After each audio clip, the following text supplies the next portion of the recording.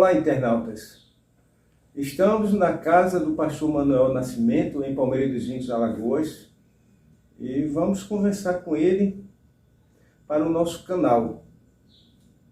Teólogo, psicólogo, pastor durante 50 anos, 25 anos dedicados à primeira Igreja Batista de Palmeira dos Índios, um leque extenso de serviços prestados a diversos estados do Brasil. Pastor Manuel Nascimento, valeu a pena ser pastor durante 50 anos? Antes de responder a essa pergunta, Benjamin, eu quero agradecer assim, a você essa honra de estar iniciando esse trabalho novo com uma entrevista comigo. Eu recebo você, seu filho, com um abraço, são muito bem-vindos e sempre dizendo que estamos à disposição. Naquilo que nós pudermos cooperar, nós cooperaremos. Bem, a sua pergunta é se valeu a pena. Na verdade, valeu a pena 50 anos de ministério pastoral, dos quais 25 anos dedicados à Palmeira dos Índios e 25 anos a mais 4 outras igrejas. Primeira Igreja Batista de Jaboatão dos Guararapes, Igreja Batista Central de São Luís, Primeira Igreja Batista de Teresina, Primeira Igreja Batista de Caruaru e 25 anos aqui em Palmeira dos Índios. O senhor é natural da Bahia, né? O senhor foi pastor também em alguma cidade baiana? Não. Tive muita vontade quando eu estava cursando o curso de bacharel em teologia no Seminário Teológico Batista do Norte do Brasil, em Recife. Eu sonhava muito em voltar para o meu estado, a Bahia. Houve até 2 possibilidades que 2 igrejas me consultaram, mas não se concretizou aquelas possibilidades. Então, na verdade, eu nunca pastoreei no estado da Bahia e agora nunca mais, não tenho mais esperança porque já estou com 76 anos e agora em novembro eu completo 77, né? Não parece, né? O pessoal me olha para mim e pensa que eu tenho 42, 43. Aproveitando, pegando a oportunidade, aqui pegando o gancho, um general norte-americano disse que idade é estado de espírito. O ser humano é tão velho ou tão jovem quanto for o seu ideal de vida. Como é amadurecer fisicamente? Rapaz, amadurecer fisicamente é complicado, porque o tempo vai passando e a gente vai envelhecendo e vai perdendo as forças. E no meu caso, depois que eu entrei para os 70 anos, eu comecei a ter várias doenças, e depois a gente pode falar sobre essas doenças. Mas envelhecer não é fácil, é difícil, mesmo que você tenha alguém para lhe ajudar, alguém ou alguém para lhe ajudar, mas não é fácil não, o envelhecimento. Eu estou com 76 e entro para 77. Mas mentalmente o senhor está tranquilo, né? Mentalmente eu sou tranquilíssimo, né? E feliz, né? Feliz, alegre. Eu gosto muito de expressar a minha alegria, gosto de contar piadas. Claro que isso não são piadas imorais, né? Piadas que o cristão pode ouvir e pode contar. Então, eu sou uma pessoa assim, muito solta no meu dia a dia. Quem me conhece sabe quem eu sou e como eu sou. Então, envelhecer não é fácil, mas é gratificante também, porque você vai perdendo aquelas oportunidades que você tinha. Por exemplo, eu deixei a primeira igreja agora, no dia 7 de agosto, deixei por causa de problemas físicos. Eu estou com problemas de joelhos, de caminhar, de andar. Então a gente vai envelhecendo e muita coisa vai envelhecendo. Há 7 anos o senhor teve um problema sério de saúde, né? É verdade, Benjamin. Mas esse problema foi superado? Foi superado, mas eu continuo tendo acompanhamento. O senhor poderia... Posso, com muito prazer. Eu passei por uma experiência, por um câncer de próstata. E, segundo o Dr. Tel, era um dos cânceres mais terríveis que o ser humano poderia ter, agressivos que o ser humano poderia ter. Então eu passei por esse problema, passei por uma cirurgia radical, e é importante dizer que o dia da minha cirurgia, lá no centro cirúrgico, tinham 5 médicos presentes. O Dr. Teodorico, Dr. Sebastião Lesser, Dr. Vitório, eu esqueci o primeiro nome dele, e mais um outro doutor. Então eu passei pela cirurgia e passei também pelo processo de recuperação, e hoje eu estou de 6 em 6 meses, eu vou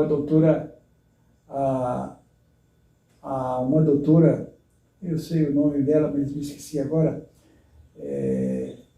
lá em Arapiraca, fazer um acompanhamento.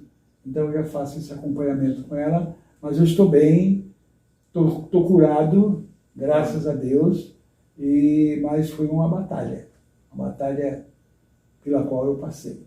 Mas você é um guerreiro, né? Eu não tenho muita arma assim para ser guerreiro, mas guerreiro espiritual. Eu faço uma guerrazinha, de vez em quando.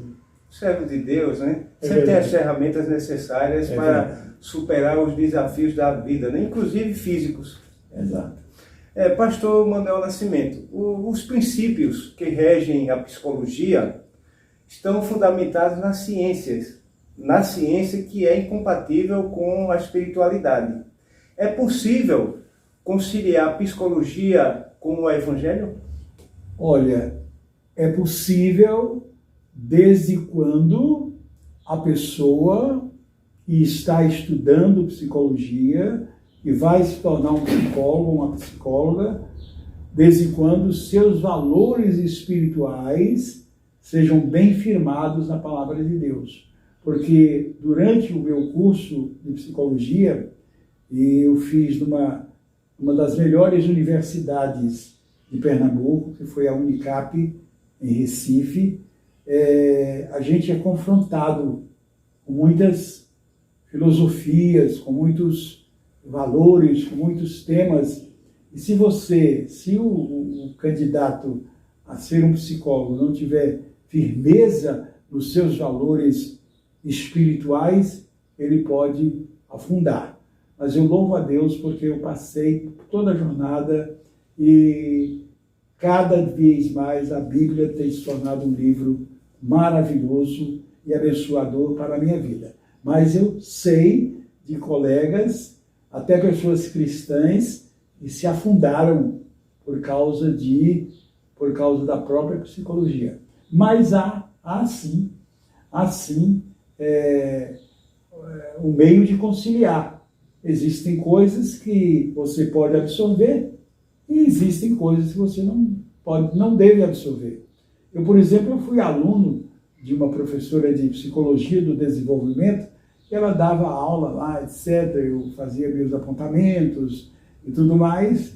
E quando ela dava a prova, eu colocava assim, segundo a professora tal, é isso, isso e isso.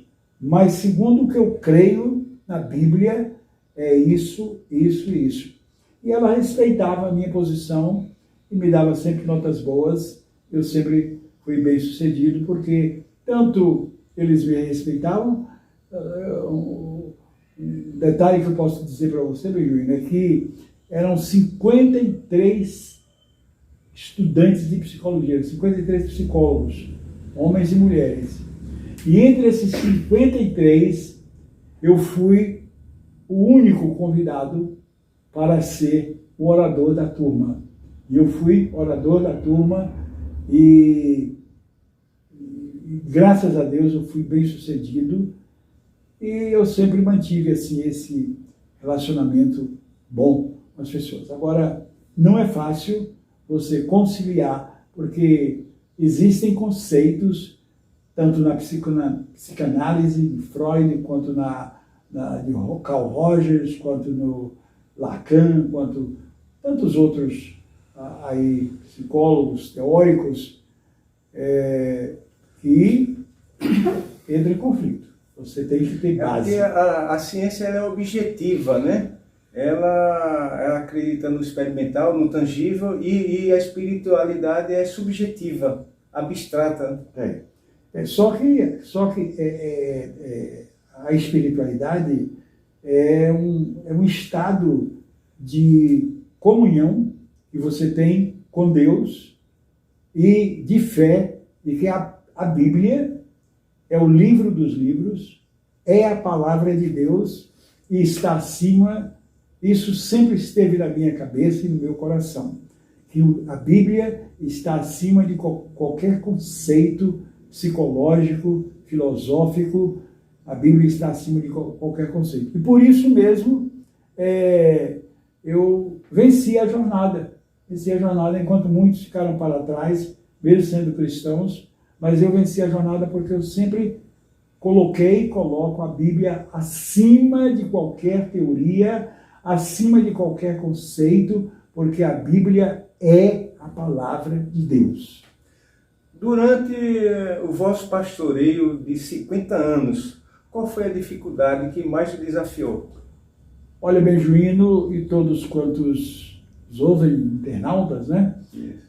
A dificuldade, então, foram 5 pastorados. Mas lidar com gente, lidar com ser humano, não é fácil, porque existem pessoas boas, amáveis, tratáveis, que quer o seu bem, cuida de você, mas existem pessoas que não têm essas características. Então, eu encontrei dificuldades e relacionamentos com pessoas dentro da própria comunidade de fé. Mas, graças a Deus, Deus sempre me deu a sabedoria para conviver com essas pessoas, vencer. Graças a Deus, eu, olhando para trás, eu não tenho inimigo nenhum de nenhuma igreja pela qual eu passei. Alguém pode ser meu inimigo, mas eu não sou inimigo. O senhor é um homem do bem. Então, foi essa bênção. Eu sou testemunho ocular, okay, né, que o senhor tem um coração do tamanho do país. Mas eu não estou doente, não. Meu coração incha e é difícil. O pastor Nascimento, como psicólogo e, sobretudo, como pastor, o senhor é um homem realizado? Eu sou realizado em várias áreas. Sou realizado na minha vida com Deus. Eu tenho comunhão com Deus diariamente através da oração, através da leitura da Bíblia. Eu tenho a minha comunhão com Deus. Então, sou realizado. Sou realizado também porque eu cumpri o meu ministério pastoral. Eu disse a Deus que pastorearia durante 50 anos. E realmente isso se cumpriu. Eu pastoreei aqui em Palmeirozinho, foi o último pastorado, 50 anos, me sinto feliz porque eu cumpri esse ministério. E tenho feito minhas as palavras de Paulo, quando ele disse: combati o bom combate, acabei a carreira e guardei a fé. Então eu digo a mesma coisa. Eu combati o bom combate durante 50 anos em 5 diferentes igrejas, encerrei a minha carreira pastoral e guardei a fé, e a minha fé continua firme. Inclusive, eu estou com o Instagram e todos os dias nós colocamos uma mensagem. Boa notícia, né? Uma mensagem de 1 minuto e meio, 2 minutos. Quem ganha é o internauta, né? É o internauta. Uma mensagem de qualidade, de fé e de motivação. Exatamente. Então, essa pergunta sua aí. Pastor Nascimento, o senhor tem, como já foi ressaltado, o senhor tem 50 anos de pastoreio e de conversão. De conversão, eu me converti com 15 anos de idade. 15. Eu tinha 15 anos de idade quando eu ouvi o Evangelho de Cristo. Hoje tem 76, Hoje então eu tenho já... 76, né? Então, é o seguinte, e eu digo a você e ao seu jovem que está aqui gravando, eu digo aos ouvintes também, que o que eu sou hoje, eu sou por causa do Evangelho de Cristo, por causa da experiência que eu tive com Jesus com 15 anos de idade, e a partir daí Deus começou a trabalhar, burilar a minha vida até eu chegar ao que sou hoje. O pensador Jean-Jacques Rousseau, ele disse que o ser humano nasce livre, mas em toda parte se encontra acorrentado. Né? Acorrentado pelo egoísmo, pela hipocrisia, pelo desamor. É difícil ser pastor no mundo, ser cristão no mundo extremamente materialista? É verdade, Benjuíno, mas o que eu quero dizer a você é que é difícil, mas é possível. Nós vivemos num mundo de egoísmo, num mundo de violência, num mundo de tanta coisa ruim, né? Porque o próprio Jesus disse que é de dentro do coração do homem que procedem os maus desígnios, os pensamentos ruins, a loucura, o adultério, a prostituição. Nós vivemos num mundo assim. Um mundo, o apóstolo João, chamado o apóstolo do amor, ele disse que o mundo cosmos, né, e o mundo das pessoas, o mundo jaz no maligno, está nas mãos do maligno. Então, eu louvo a Deus que eu, olhando para trás, eu não me lembro de que eu tenha deixado ou ficado inimigo de ninguém. Mesmo que eu venha me lembrar que alguém me fez o mal, mas eu oro por essa pessoa. Eu gosto muito daquela palavra de Jesus, do Sermão do Monte, quando ele disse assim, encerrando o Sermão da Montanha, ele disse assim: amai aos que vos odeiam e orai pelos que vos perseguem. Então, quando eu sei que uma pessoa me odeia ou me persegue, então eu só faço orar por ela e deixa Deus trabalhar na vida dela. Eu gosto também muito de viver, gosto de viver pela Bíblia. E a Bíblia diz: não vos vingueis a vós mesmos, amados, mas dai lugar à ira de Deus, porque a mim me pertence a vingança, eu é que retribuirei, diz o Senhor. Então eu deixo nas mãos de Deus, e Deus cuida da minha vida e cuida da vida da pessoa. A Bíblia fala que há um conflito, uma luta entre a carne e o espírito. Muitos usam, o senhor concorda que muitos usam essa afirmativa bíblica para justificar suas imperfeições, seu desvio de caráter? É verdade. A Bíblia chega a dizer ali em Gálatas, capítulo 6, versículo 1, diz que existe uma luta entre a carne e o espírito. Agora nós temos que entender, não é, o que é carne e o que é espírito. Carne não é a minha carne do meu corpo físico. Carne, a palavra carne no grego é sarx, S-A-R-X, sarx, é natureza pecaminosa. Nós, seres humanos, herdamos essa natureza pecaminosa de Adão, não é? Por isso que o apóstolo Paulo, que foi o ícone do cristianismo, ele diz lá em Romanos 5, versículo 12, ele diz: por um homem entrou o pecado no mundo, e pelo pecado a morte, e a morte passou a todos os homens porque todos pecaram. Então, e a natureza pecaminosa existe. A natureza espiritual existe desde quando a pessoa passa pelo processo chamado de novo nascimento, ele recebe a nova vida em Cristo Jesus. Aí há a luta, o embate entre a carne e o espírito. Mas se essa pessoa inclinar-se para as coisas espirituais, ele vai vencer as obras da carne.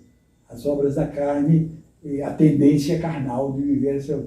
Então, a pessoa pode justificar, não é? Racionalizar, né? Que eu cometi isso por causa do meu pecado, da minha natureza pecaminosa, mas isso é uma justificativa falha, porque você pode, o cristão pode e deve viver uma vida no Espírito, guiada pelo Espírito de Deus, no seu Espírito.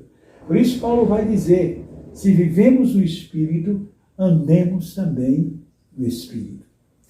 Deus criou o ser humano para amar o próximo. A história, no entanto, ela resiste exatamente o contrário. O homem mata, rouba, estupra, destrói. O projeto de criação divina, humana, fracassou? Do ponto de vista de Deus, não fracassou. Mas do ponto de vista humano, sim, fracassou. Fracassa. O homem, ele pratica tudo isso que você acabou de dizer. Mata, destrói, adultera e tudo mais. Agora, Deus criou o homem para um projeto nobre, viver na sua presença, em comunhão com Ele e fazer o bem ao próximo, fazer o bem às pessoas. Então, o que leva o ser humano a agir de uma forma maléfica é exatamente a natureza pecaminosa. Mas nós cremos, nós os evangélicos, cremos naquela palavra de Jesus, da necessidade do novo nascimento. Se o homem nasce de novo e começa a crescer na graça e no conhecimento de Jesus Cristo, esse homem vai ter capacidade de amar, de perdoar e de ajudar as pessoas, ao invés do contrário, de destruir as pessoas. Várias passagens bíblicas repudiam o dinheiro como instrumento de acesso aos céus. E como, por exemplo, a parábola do jovem rico, a parábola do Lázaro, a parábola do homem que armazenou todos os seus bens em um celeiro. No entanto, muitos defendem com veemência a teologia da prosperidade material. O nascimento de Cristo, por exemplo, é exatamente o contrário. Cristo nasceu em uma manjedoura, num lugar bem simples. O senhor concorda que todo evangélico tem que ser necessariamente possuidor de muitos bens materiais? Começando por mim, eu não tenho nada, Eu não tenho nada. Eu sou, do ponto de vista de bens materiais, o único bem que eu tenho, que eu louvo a Deus... Mas a teologia da prosperidade enfatiza. Enfatiza. Então, o que eu quero dizer para você é sobre essa questão do dinheiro.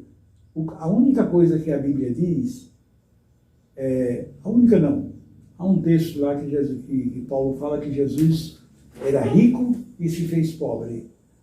Mas um texto que está, essa palavra, diz assim, o amor ao dinheiro é a raiz de todos os males. Então nós sabemos que a pessoa que ama o dinheiro acima de Deus, acima das pessoas, acima da família, esse dinheiro torna-se na raiz de todos os males na sua vida. Então, não é pecado ou pecaminoso a pessoa prosperar na sua vida material. Mas é como alguém já disse, que a prosperidade material vem de quê? Planejamento, primeiro, planejamento, se planejar a sua vida, trabalhar, né, incansavelmente, e ser um fiel dizimista à palavra de Deus. Então, se o indivíduo não trabalha, né, não tem um planejamento de vida, como é que ele pode prosperar na vida? Então, a prosperidade, ela envolve planejamento, trabalho e fidelidade a Deus.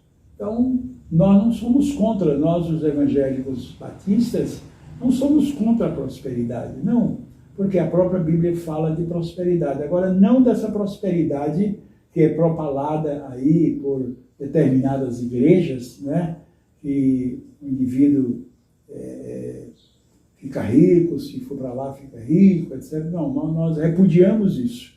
E nós cremos... Isso é anti-evangélico. É antibíblico. Nós repudiamos isso, sabemos que isso é antibíblico, mas cremos que o crente pode prosperar. A sua prosperidade vem de três coisas. A Bíblia fala que o Deus deste século cegou o entendimento dos incrédulos. Ótimo. Essa cegueira espiritual impede de o ser humano enxergar com nitidez a realidade da vida? Impede. Aliás, hoje mesmo eu li esse texto, né, em 1 Coríntios, quando Paulo diz que o Deus desse século... Agora, quem é o Deus desse século? É um Deus letra minúscula. O Deus desse século. Quem é o Deus desse século? É Satanás. É Satanás e seus demônios. Porque existe Deus e existe Satanás, existe o diabo. Existem os anjos de Deus e existem os anjos caídos, os demônios. Então, o Deus desse século cega o entendimento das pessoas primeiramente para a luz do Evangelho de Cristo. Há pessoas que são hábeis, sábias intelectualmente, mas quando com relação à palavra de Deus, é uma cegueira brutal. Por exemplo, uma senhora uma vez me disse: pastor, o que acontece comigo? Aliás, o que acontece com minha filha? Porque minha filha é formada, é doutora, mas ela, toda sexta-feira, ela vai para o centro de macumba. Por quê? Ela é formada e doutora e vai procurar a macumba. Eu falei, é a ação de Satanás na vida dela. Viu? Porque o Deus desse século é o Deus de letra minúscula. Cegou o entendimento dos incrédulos. Tem essa complementação. Cegou o entendimento dos incrédulos para que não lhes resplandeça a luz da glória do Evangelho de Cristo. Então, há inúmeras pessoas cegas, elas são abertas para qualquer doutrina a mais esdrúxula possível, mas ao Evangelho de Cristo elas se fecham, elas estão cegas. Deus, né? Deus é único. A Bíblia fala que Deus é o alfa e o ômega, né? O princípio e o fim. Jesus. E fora dele não há outro Deus, né? E se Deus é único, né? Ele é o princípio de todas as coisas, de onde provém o mal? De onde o mal se originou? Já que Deus é o princípio de todas as coisas. Me lembro que naquela entrevista você fez essa mesma pergunta. Na verdade... Agora aqui é para os internautas. Agora é para os internautas. Na verdade, eu quero dizer para vocês que... quem tem a memória fotográfica. Está faltando filme, né? Está faltando filme. Mas quem diz, aliás, a Bíblia diz a respeito de Jesus Cristo. Ele é o alfa e o ômega. Não é a respeito de Deus. Não. É Jesus Cristo. Ele é o alfa e o ômega. Aguarde um pouquinho aí. Ele é o alfa e o ômega, é o princípio e o fim. E também a Bíblia diz que ele é o mesmo, ontem, hoje e para sempre. Jesus está no céu, à destra de Deus, mas ele enviou o Espírito Santo para poder fazer a obra que ele fazia. Está escrito lá em João: eu rogarei ao Pai e ele vos dará outro Consolador para que fique para sempre convosco. O Espírito da verdade, que o mundo não pode receber, porque não o vê, nem o conhece, mas vós o conheceis, porque ele habita convosco e estará em vós. Então, Jesus, Deus Pai está no céu, Deus Filho está à destra de Deus Pai no céu, mas ele enviou Deus Espírito Santo para fazer esta obra no coração dos homens. Então, na verdade, o mal, Deus não criou o mal, porque Deus é infinitamente santo, infinitamente bom, mas ele permite o mal, né? Ele permite o mal. Aquela passagem bíblica, se eu tiver equivocado, o senhor me corrija. Salvo engano, Isaías capítulo 44. Eu crio o mal, eu crio o bem e tal. Eu sei eu crio o bem e o mal, eu sou o Senhor seu Deus, a luz e as trevas. Qual a explicação que o senhor tem a respeito dessa passagem?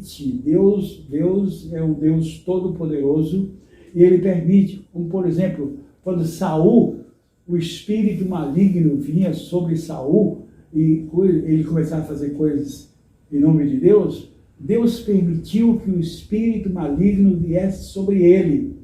Permitiu, porque Deus, até Satanás, até os demônios estão debaixo do domínio de Deus. Né? Lembra daquela questão dos porcos, né? Que a manada e eles pediram permissão a Cristo. Pediu permissão a Cristo, né? Aí Jesus permitiu, né? Vai. E aí os demônios entraram nos porcos e caíram. Então Deus, ele está acima de qualquer coisa, ele é santo, ele é soberano, ele é divino, ele é maravilhoso. Nós não temos palavras que possam descrever Deus. Agora, Deus permite o mal. Deus permite o mal. É como você citou aí... o livre-arbítrio.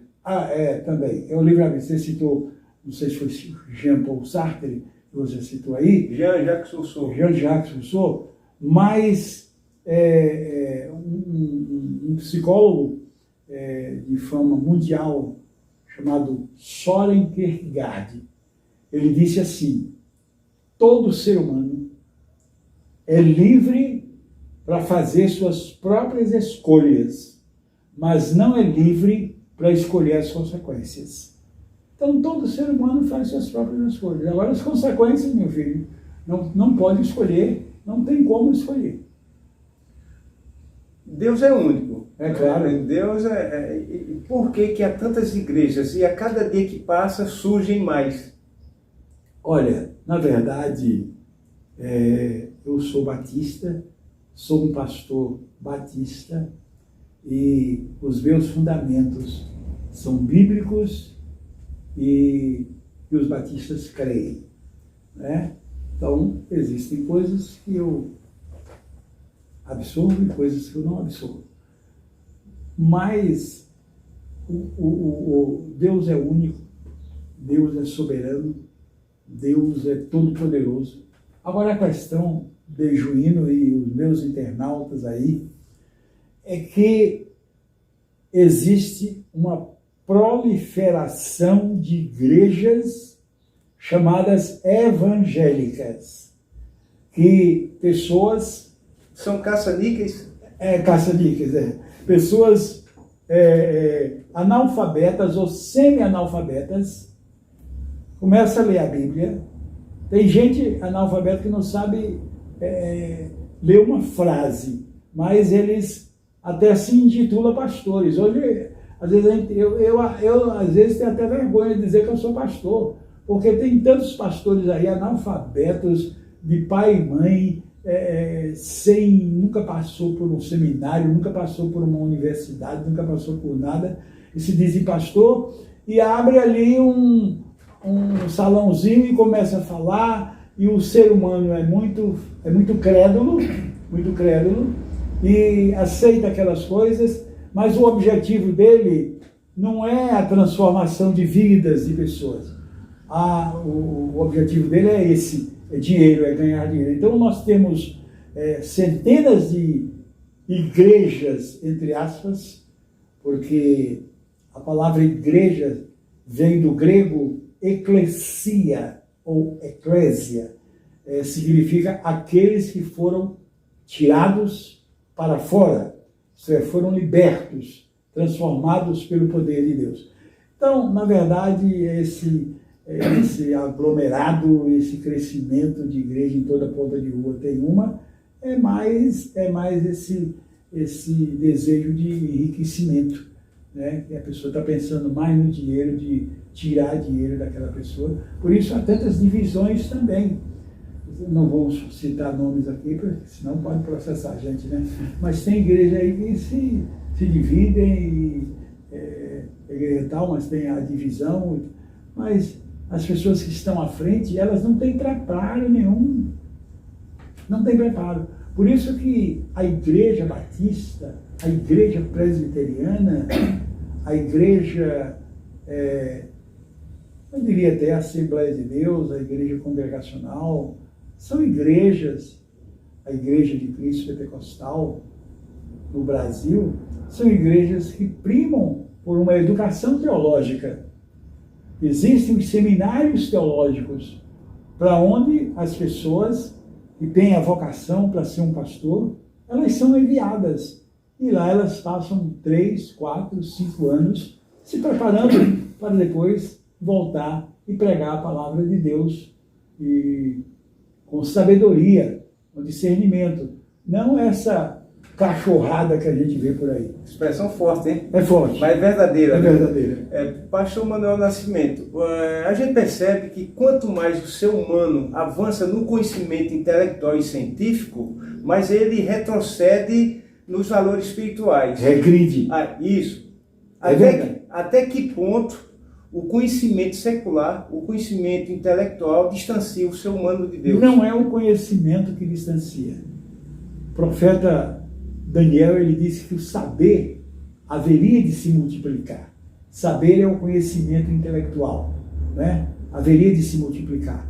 Então não é o conhecimento que afasta o homem de Deus. O homem pode ser intelectual, pode ser rico, pode ter tudo, mas o temor de Deus, como diz a Bíblia, é o princípio da sabedoria. Mas se eu me permite a observação, na academia, a gente testemunha que determinados professores se apropriam do conhecimento e se consideram donos do saber, que na verdade ninguém detém o monopólio do conhecimento. Ninguém. Só Deus. Né? Mas existe um segmento, né, volto a repetir, que se apropria do conhecimento e acha que esse segmento... Especialmente, Benjoíno, esses professores com tendências marxistas, comunistas, eles vão para uma sala de aula, ao invés de dar a sua matéria de conhecimento aos alunos, eles ficam debatendo temas do comunismo, temas do marxismo.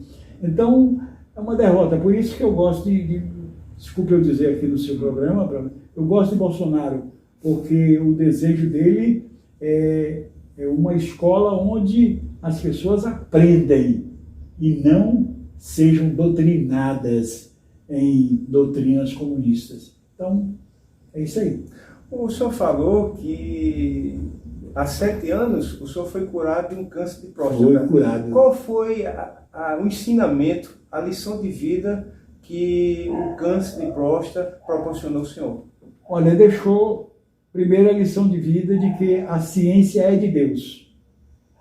Então, eu mesmo sendo um pastor, um crente, orando, a igreja orando por mim, a primeira igreja orando por mim, os irmãos, de modo geral, de Palmeiras dos Índios orando por mim, mas eu necessitei ir ao médico. Fui ao médico, fiz a cirurgia, passei por todo o procedimento, quimioterapia, radioterapia, tudo quando foi de pia eu passei.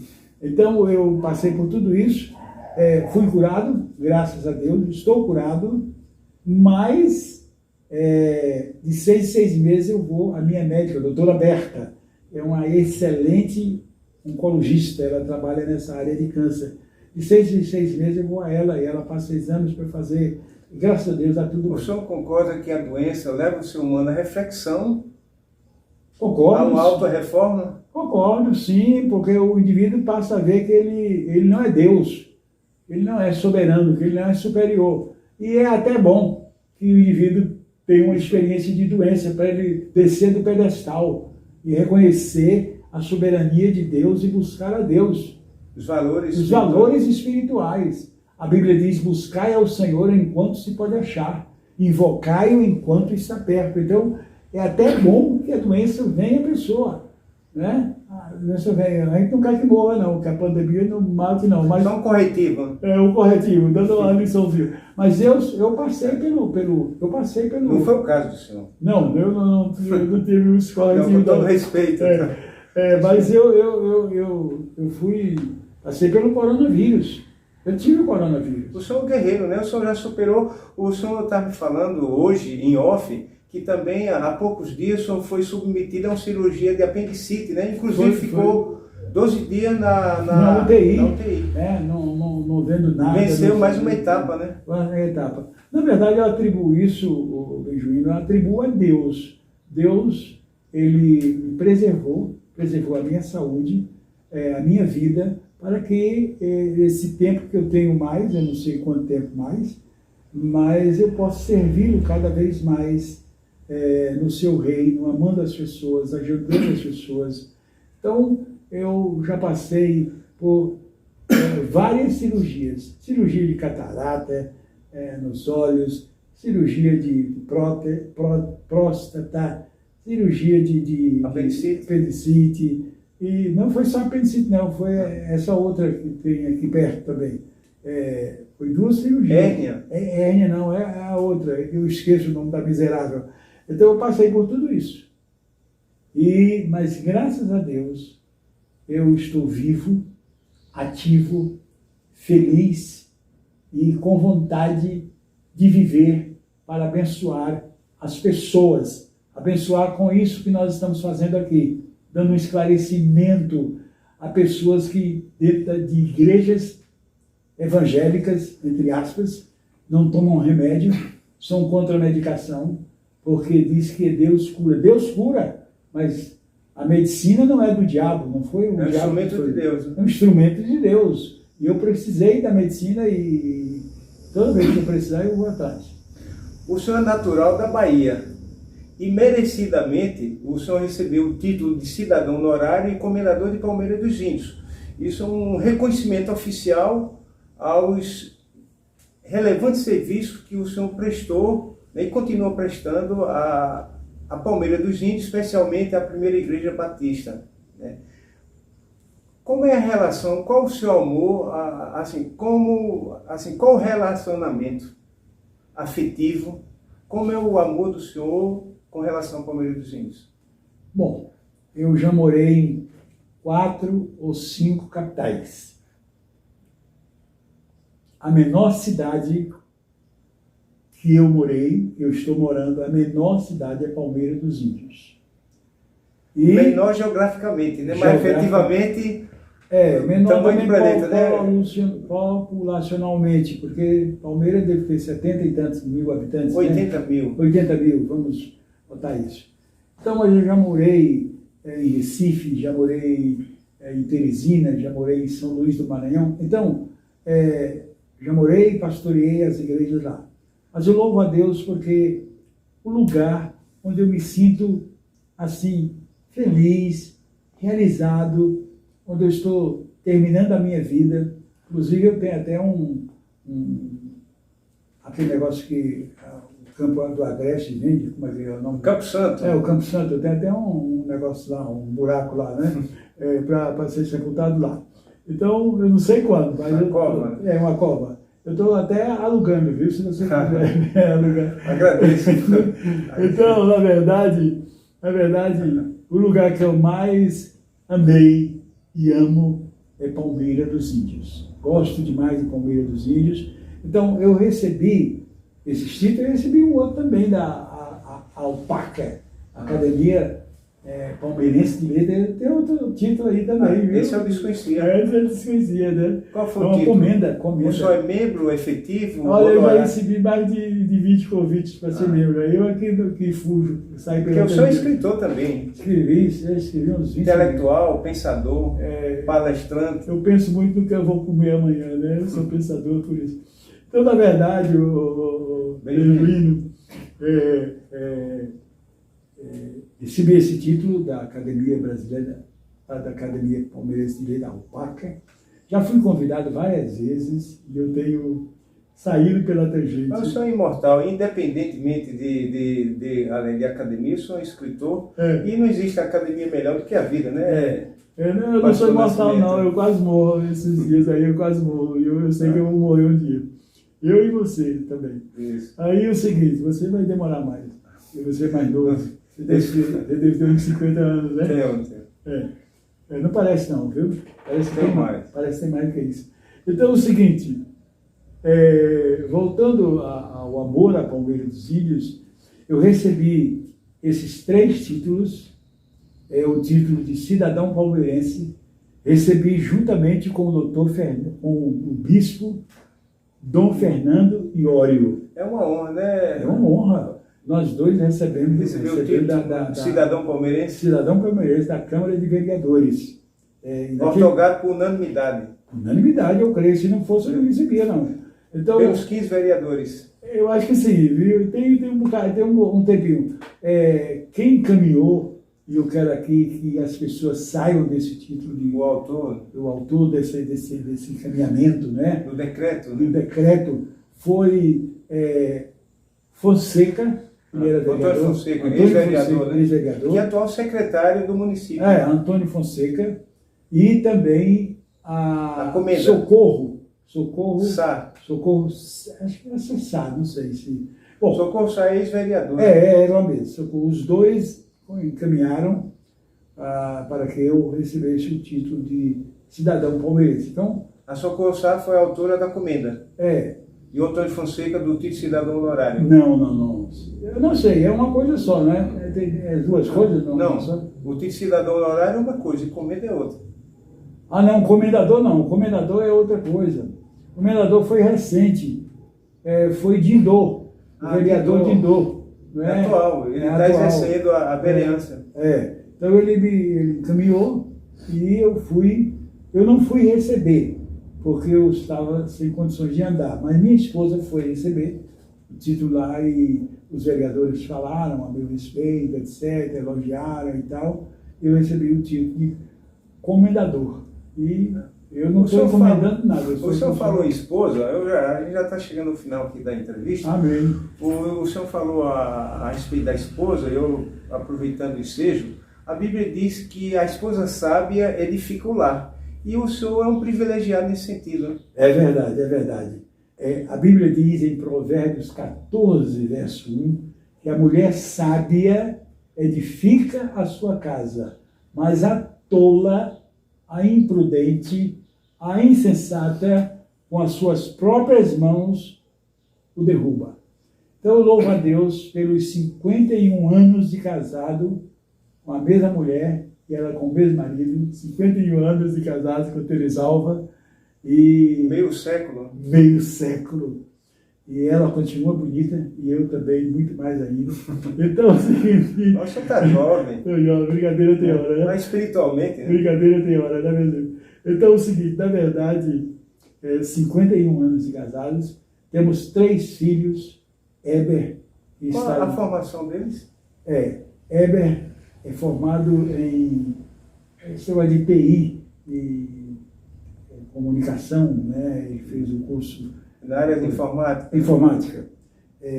Tenho a filha, Tatiana, que é formada em Serviço Social pela Universidade Federal aqui de Alagoas. UFAL. E tenho também Samuel, que é formado em Economia. Economia? Formado por uma faculdade lá de Maceió. Então, mas Samuel enveredou pelo caminho do negócio, né? Ele tem uma loja onde ele trabalha... Empresário. que trabalha com roupas dos Estados Unidos, né? Roupa de grife. De grife, né? De grife. Essa minha aqui é roupa importada, essa minha aqui é que se importa. Ninguém. Então, na verdade, eu tenho três filhos. São uma bênção, né? Tatiana, casada com Maxilan.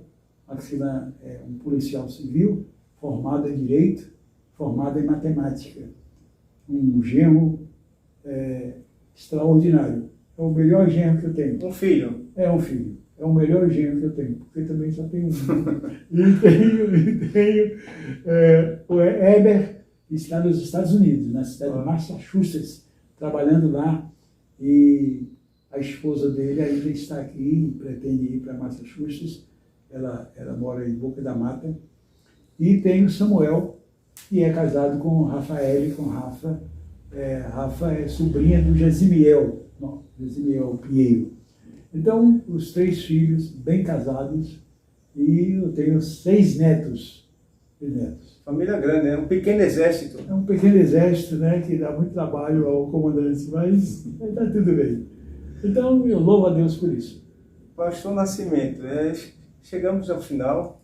Eu agradeço o carinho, o respeito, a atenção, a disponibilidade. E eu gostaria que o senhor deixasse uma mensagem para os nossos internautas. Olha, a primeira mensagem que eu deixo para os nossos internautas é uma mensagem que eu dou para você. Você foi muito mais, eu diria, bem-sucedido. Foi uma entrevista muito mais light, orientada e tal, que você fez comigo do que aquela primeira, e foi mais um instigante, né? Pega para capar, né? Então, na verdade, parabéns a você pela entrevista muito bem colocada, e parabéns também ao jovem aí, seu filho que está gravando, né? Jason. Muito bem, Jason. Eu espero que seja uma gravação que as pessoas vão ouvir, vão dizer, puxa vida, assistir. Elas vão dizer, puxa vida, como o pastor desempenhou bem a entrevista, e como o pastor é bonito, né? Realmente isso eu sou. Então, na verdade, eu quero mandar a mensagem de que a mensagem para cada um é uma mensagem bíblica e é uma síntese da Bíblia, uma síntese. João 3,16 diz assim: porque Deus amou o mundo de tal maneira que deu seu Filho unigênito para que todo aquele que nele crê não pereça, mas tenha a vida eterna. Então, que vocês continuem ouvindo, acessando a palavra. É a primeira entrevista do canal. É a primeira entrevista do canal. Qual é o nome do canal? Benjoíno Repórter, né? Benjoíno Repórter. Para mim é uma honra, um prazer entrevistar o pastor Manuel Nascimento. Pois vocês continuem ouvindo o canal, vendo o canal, porque quando se fala em canal, as pessoas pensam em canal de dente, né? Mas não é.